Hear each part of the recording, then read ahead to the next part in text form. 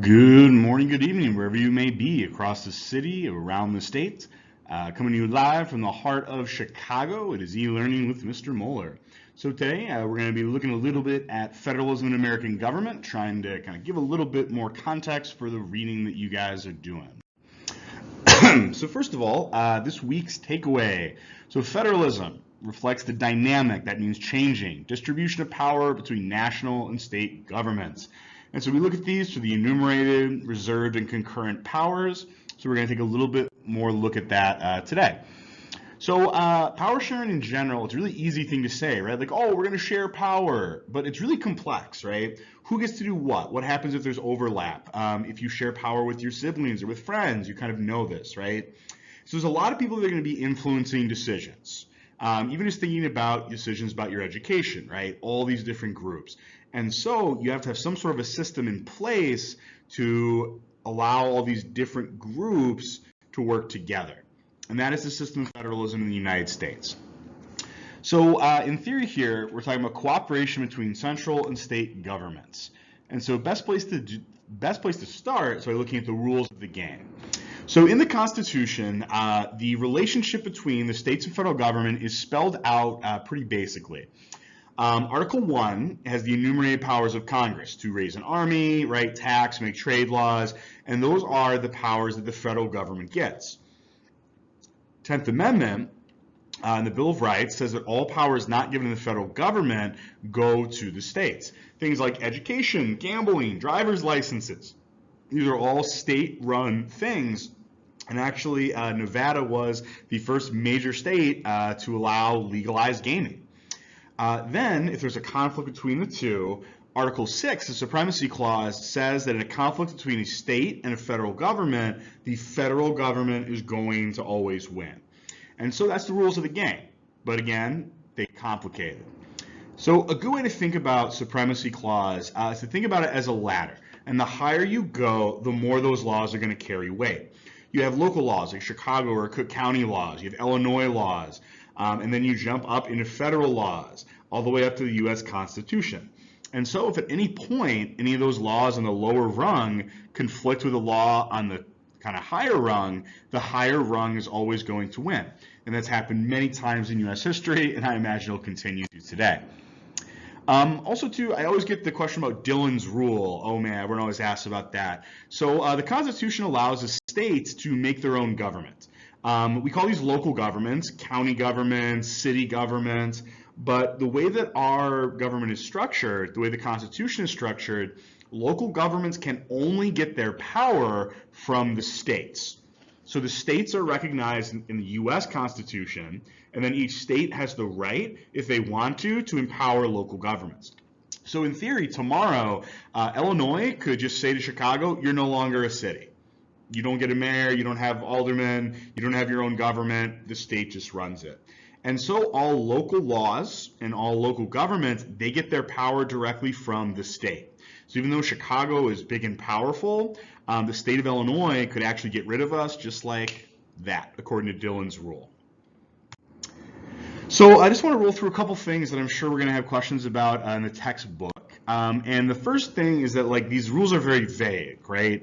The Commerce Clause regulates business activity that is interstate or foreign, but it does not actually say what the definition of commerce is or what interstate means, and so that's a problem. The second big problem is the necessary and proper clause, that Congress shall make all laws necessary and proper to carry out, the powers that were already there. And so what is necessary, what is proper to carry out those powers in Article 1? If, for instance, you want to have an army, and that's your power, well, is it necessary and proper to draft people, to force people? And the other controversy of this is that the federal government can keep implying powers, then will the states not have any left, right? Will the reserve powers never actually come into play if the government just keeps implying powers? So this is a big piece of our fight, is how just simply vague the rules are. And so we're just going to kind of go through a couple of cases that kind of define a little bit more about kind of, I guess, the guardrails of federalism. The first one's a real famous one. You guys should remember this one from last year. McCulloch v. Maryland. This is the national bank. Oh, Lord, right? So if the U.S. government is going to, make money and spend money and borrow money and pay things, well, then the people at the time, McCulloch v. Maryland in the 1800s, they argued that it was necessary and proper to have a bank to carry out the powers of Article 1 in terms of money. And so their argument was, well, the bank is not a reserve power. Every state has a bank, but it doesn't mean it just belongs to them. And so the showdown here was between the 10th Amendment, reserve powers, and the implied powers under necessary and proper. And then the secondary piece of this was the Supremacy Clause. Could the state of Maryland actually interfere with the running of the federal national bank? And the answer is very simply no. In McCulloch v. Maryland, the federal government basically won out that implied powers were a thing, and you could imply powers based on Article 1. And second, that the federal government is always supreme, and that no state can go up against the federal government. Then we have a case that deals a little bit more with commerce, a little bit more with business. And the issue in Gibbons v. Ogden was state versus federal business licenses to operate steamboats in the Hudson River. Well, the Hudson River, if you guys know anything about geography, it's in more than one state. And so this brought up the idea of Commerce Clause. Is this river, Travelers River, is it intrastate or interstate? And so who would have power? The state of New York or the federal government? And so the meaning of commerce was actually greatly expanded by this, in which the Supreme Court said, okay, commerce is trade, right? I give you $5 and you give me a cheeseburger. But it's also more. It's avenues of business. It's the rivers and roads, the railroads, eventually air travel that is going to go across state lines. And furthermore, since, these steamboats would start in New York, go down through New Jersey, the idea was, well, even though the boat was maybe intrastate, it would eventually cross state lines. And so that became today that any product that will eventually be sold across state lines can be regulated by the federal government. Really great example of this are your toilets in your cars. Federal government regulates cars because they're produced in one state and then sold across the country. They regulate toilets because of the same reason. And so what the federal government's doing kind of early on is that it's really expanding the power that it's able to have. Then during the Great Depression in the 1930s, one of the most important Commerce Clause cases came up, Wickard v. Filburn. And this one asked a real interesting question. Can your action be regulated by the government just because it might have an effect on commerce, an effect on the economy? It's an interesting question.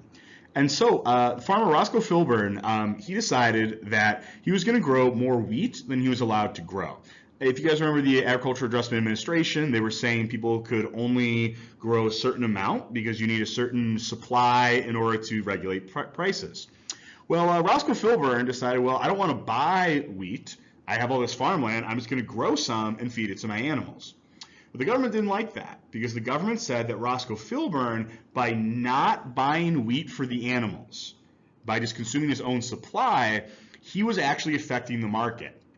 And that if every farmer in America did what Roscoe Filburn did, that it would have a substantial effect on the market for animal feed. And so they basically said that any action that has a substantial effect on commerce can be regulated by the federal government. And so this is a very big increase in power for the federal government. They're stretching commerce to mean almost anything that can even affect business activity. It's the basis for laws governing our light bulbs, guns in school zones, again, low-flow toilets. And so it's a huge, huge deal. And so here's the Wickard standard just to kind of think of a little bit easier. If an activity, even if it's in a state, was done everywhere or widespread, would it have a substantial effect? And so one great example of this is efficiency standards. Your light bulbs have to, according to federal law, have a certain efficiency. Because the idea is that if people, use these products, widespread, they could have a substantial effect. And what this does is it really blurs that line between inter and intrastate. So it's a lot harder now to argue, well, I'm just in Illinois, so the federal government doesn't apply to me. After Wickard v. Filburn, that line is almost non-existent. And so even in just the last 20, 30 years, we've had questions of, can the federal government regulate guns in school zones? Can the federal government require you to purchase insurance through Obamacare? Can the federal government prosecute marijuana home growers in states where it's legal? And so these are all just very fascinating questions that federalism has brought up and will continue to bring up. So just kind of jumping off of Wickard is U.S. v. Lopez. So this one's big. This one actually limits, or at least tries to limit, the power of the federal government. U.S. v. Lopez, it's kind of a fun case. It's a little bit weird. So Lopez was a student who he brought a gun to school because a friend asked him to hold it onto him. He had made a purchase, and so he was just going to be like the bag man, and he got caught with this gun. So he's guilty, absolutely, nothing wrong with his trial, anything else. But what happened that was very key is that he was charged by the federal government, not the state of Texas. And so Lopez's lawyer argued that the Gun-Free School Zones Act, a law passed by the federal government in D.C., was actually unconstitutional because there was no connection between guns in school zones and commerce. And so if there's no link, well, the federal government would have no right to ban it. Whoa. And so the Supreme Court actually ruled in favor of Lopez. Kid brought a gun to school and he got away with it because the law was unconstitutional. Because the Supreme Court said without a clear connection to a substantial effect on commerce, the federal officers did not have the right to prosecute Lopez. And their ruling said that the general policing power belongs to the states and not the federal government. And so really this question was, are there any limits to federal power? And so we consult, our cases. McCullough v. Maryland would say, is this linked to any enumerated powers? And it's very, very hard to say that it is, at least for the court. You then look and say, hey, is this interstate? Well, it wasn't. It all happened in the state of Texas. But then you can ask Wickard v. Filburn, would gun possession in schools have a substantial effect on interstate commerce? And now, all of a sudden, you have a real debate. And so this is really federalism in action.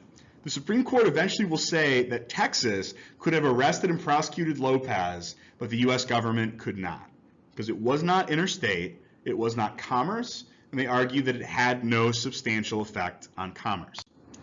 But a lot of people disagree. So whenever we read Supreme Court cases, there's always two sides, a majority and a minority. And they both argue kind of why they think they're right. Majority is obviously you have to have 5 or more to get a majority. And so the majority in this case actually ruled in favor of Lopez, saying that implied powers had just simply gone too far. That police power does not have connection to commerce, and that Congress should really have to show a real economic connection if they're going to make these laws.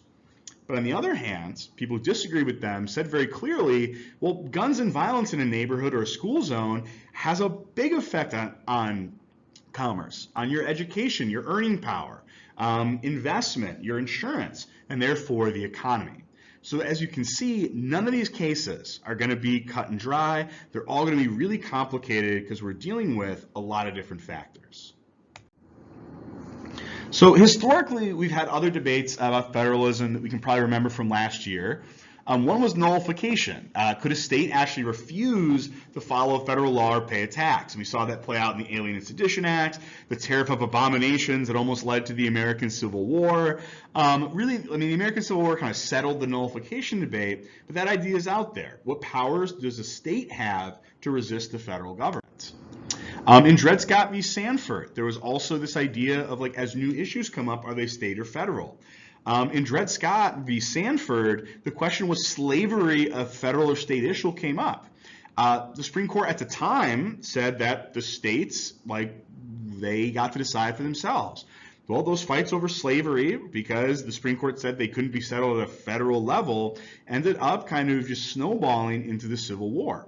And it actually took constitutional amendments, right, 13th, 14th, 15th Amendment, to actually overturn this case. Because in this case, the Supreme Court said Dred Scott, who was a black man, a former slave, was not a citizen. He was not a citizen, had no right to sue in a court. And so as we can see, sometimes cases, they require follow-up. They require something to change in the system in order for, what we would call justice to happen. Which brings us to just kind of some textbook stuff. Federalism. Layer cake versus marble cake, dual versus cooperative. The real thing here to just think about is that it's very basic. Cooperative federalism is this idea that we're working together. Dual federalism says everyone stays in their lane. And so for most of U.S. history, dual federalism was the norm. Constitutional amendments, along the way were passed to enhance national power, but really in emergency situations. Income taxes came up in order to be able to pay for wars. The 17th Amendment, direct election of senators. America had changed. There was a lot more people who weren't property owners. There was a lot more kind of like democracy that was wanted. And so over time, we've kind of gradually changed things. But the idea was to keep the federal and the state governments very separate. But that all changes in the Great Depression. The Great Depression was an unbelievable challenge, and it required, along with World War II and then the Cold War, every government to really kind of be working together. And so cooperative federalism, or marble cake, is nation-centered. It's what do we do as Americans to solve this problem, not what are we doing in Illinois to solve the problem.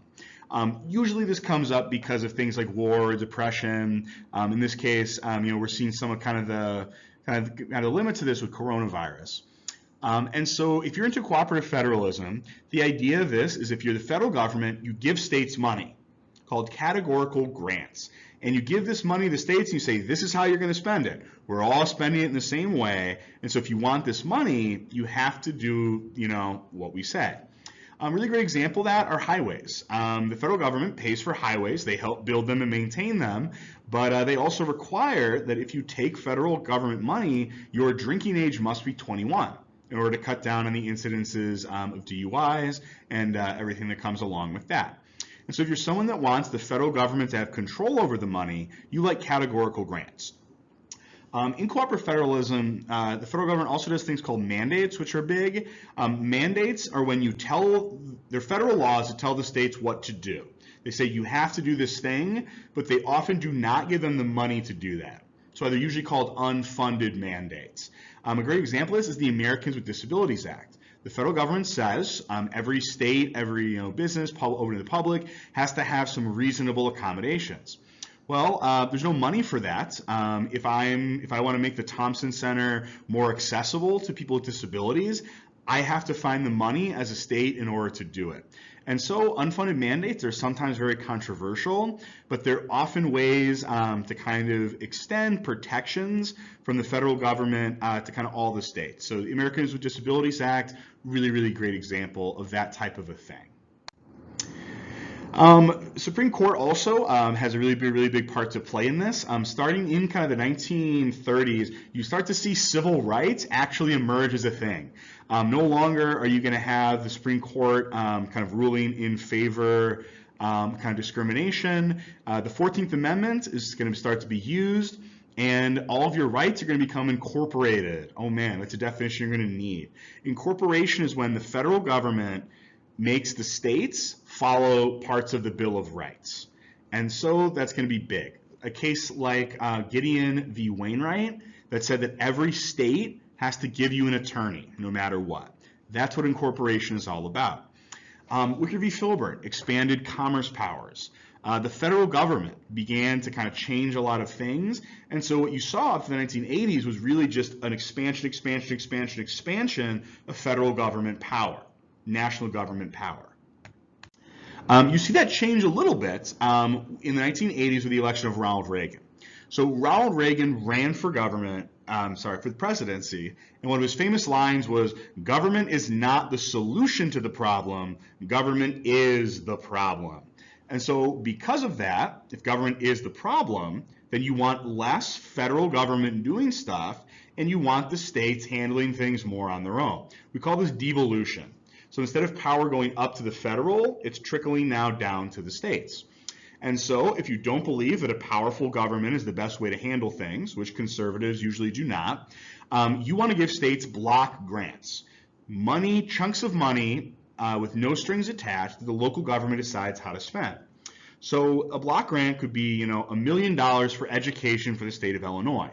It's up to Illinois to decide how it wants to spend that money. And so local control is a really, really big, big value of kind of conservatives. And so Ronald Reagan, coming in as a conservative president, tried to restore a lot of power to local governments as opposed to the national government of kind of an FDR, an LBJ, and then I would kind of put Barack Obama then in that category in the 2000s. This also came with it a lot of reform. Entitlement reform, things like Medicare, Medicaid, Link, SNAP food stamps, aid to family with dependent children, great example of devolution. Republicans criticized that it was encouraging too many people to not work, rely on the federal government, and so working with Bill Clinton, they actually passed a lot of reforms that allowed states to decide how to run their entitlement programs. So it took control away from the federal government, gave it back to the states. Now you can argue that's good, it's bad, it's ugly. There's a lot of disagreement on the best way to run government. Then, in the same era, you had US v. Lopez, kind of limiting government's power. You had the 10th Amendment, 11th Amendment. A lot of states really started to reassert themselves a way that they hadn't before kind of the Ronald Reagan, Bill Clinton era. And so in today's modern era, I would say the federal government had a pretty big resurgence during the George W. Bush and Barack Obama years. 9/11, the wars that we fought, Hurricane Katrina, storms that we fight, our current recession that we're in, 2008 financial crisis, really big problems often make us look for really big solutions. Something like the Patriot Act to fight terrorism or Obamacare to fix the insurance system. And so what we're seeing today is a big debate over the powers of the federal government. And these debates, much like they always have been, center around certain things. They center around welfare programs and who should control those. They center around education and how education should be funded and who should control it. As states legalize narcotics, we have debates over that. And as we debate policing, the FBI, local and state police, these are all debates that have their roots in this idea of federalism. Which government should and which government has the best ability to handle a problem. And so one of the biggest fights that we also have is the federal government too big? And so we're going to keep looking at that through the debate with the feds and anti-feds, as well as our modern American politics. So folks, have a great day, and we'll see you soon.